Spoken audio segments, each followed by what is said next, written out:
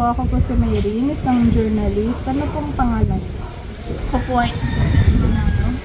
Ilang taon na po kayo? 32 years old. May mga anak po ba kayo? Meron po ako may mga anak. Ano po yung inyong hanap buhay? Ako po yung may extra bilang labandera para matustusan ang pangangailangan ng aking anak. At ito ang aking kwento.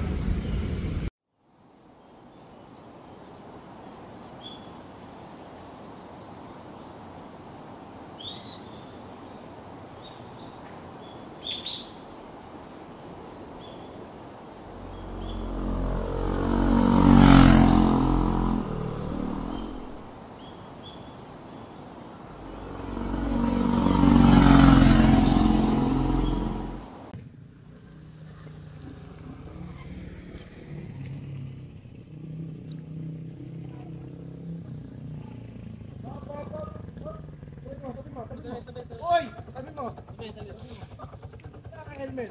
Bakit po? Patay mo mga Diyan lang po ako. Di batas tayo. Bili lang po ang pandesal. Wala kang helmet? Baba muna, baba. Saan ka pupunta? Gilid mo na, gilid mo diyan. Baba mo. Asan lisensya mo? Wala po, bibili lang po ang pandesal. Diyan lang po ako sa Pwede yan tabi. dito. Bibili lang po ang pandesal. Baba. Pasensya na po, baka pwede ko mapakain. Hindi, Hindi pwede yun, hindi pwede yun. Lisensya, Asan lisensya mo? Wala po, ang dalang lisensya. Ayan. Wala kang lisensya, walang helmet. Ang gagawin natin dito sa motor mo? Impound na to. Impound na to. Impound. Pasensya na po dyan lang Wala po. po. Pasensya. Pwede pasensya. May batas tayo na kapag walang helmet, talagang patitigilin sa checkpoint. Oo, wala na. May pantubos ka na ito. Pasensya na po. Hindi nga pwede yung pasensya. Wala po talaga ano eh. Pasensya na po. Paano may process natin? I-record ko muna ito. Sorry po! I-record ko muna ito.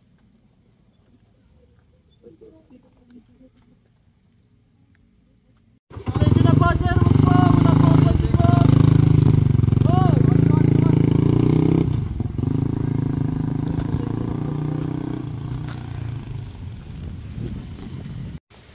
Sir, pasensya na po. Diyan lang po talaga ako sa tindahan. Bibili lang po pandesal sa mga anak ko. Walang ganon. May batas tayo, ha?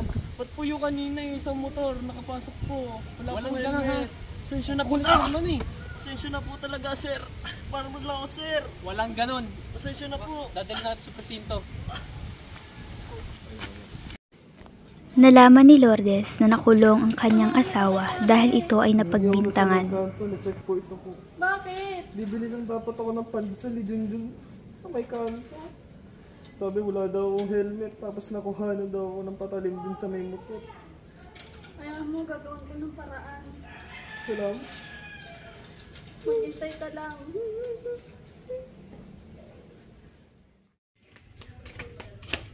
Tao po.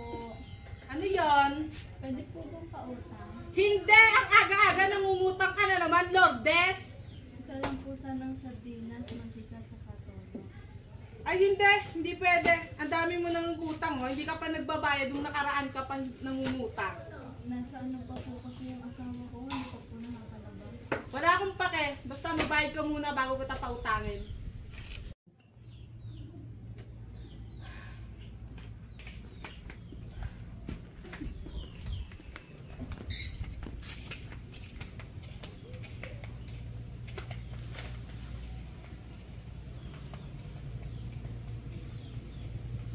Ginawa ni Lourdes ang lahat upang mabuhay ang kanyang anak ng mag-isa at pangpiyansa sa kanyang asawa.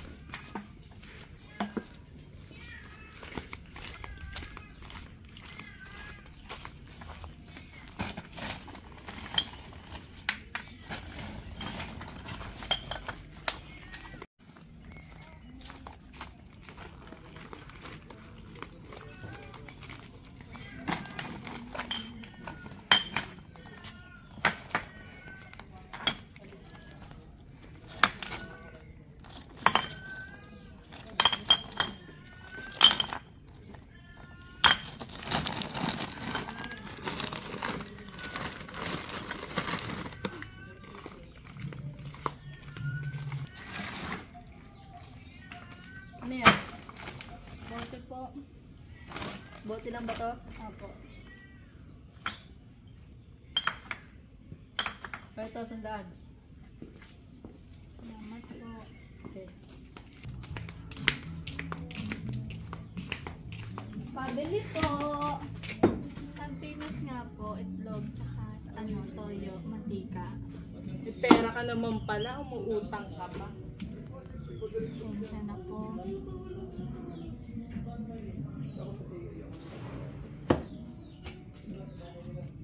Walang itlog, ano na lang, pansit canton. Sige po. 3 po.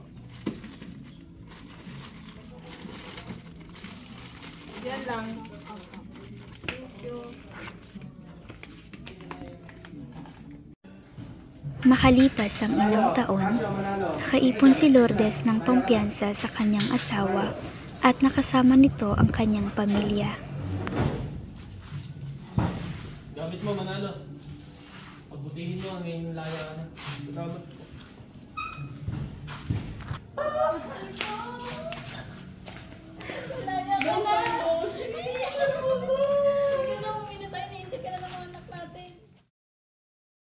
Lumipas ang ilang linggo, may pumunta kay Lourdes na mga pulis dahil ito ay Ako po. Ako po. May kilala po ba kayong Tasyo Manalo? Ako yata. Pwede po ba namin kayo makausap? Bakit? Para saan? Anong meron? Ano yun? Gusto lang po namin kayo makausap. Pwede po kayo mag-usap dito.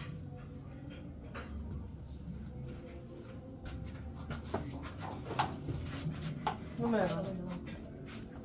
Sino po ba kayo? Pulis kami. Pinapagsabi sa amin na napagpuslit ka ng droga sa loob ng kulungan tapos lumanig tulak. Hindi po totoo yan. Inosente po ako. Hindi. Pwede ka namin kapkapan? Sige po. Hindi po totoo yan.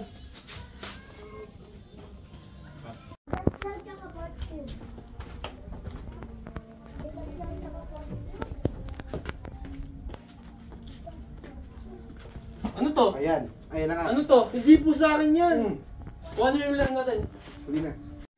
Hindi po sa akin yan.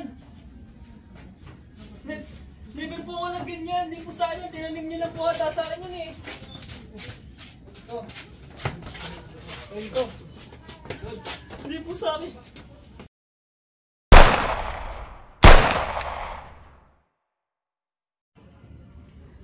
Asawa ko! Anong ginawa nito sa'yo? Bakit nila ginawa sa'yo to? Asawa! Hindi pa tayo nagsasama ng matagal.